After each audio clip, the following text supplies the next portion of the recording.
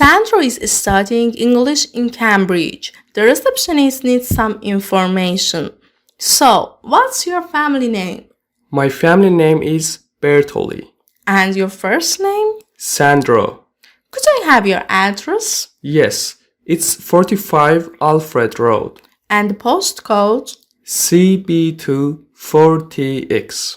Now, the receptionist is asking Sandro about himself and his family. So, Sandro, where are you from? I'm from Italy. Whereabouts in Italy? Pisa.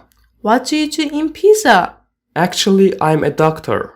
And are you married or single? I'm married. Have you got any children? Yes, a boy and a girl. How old are they?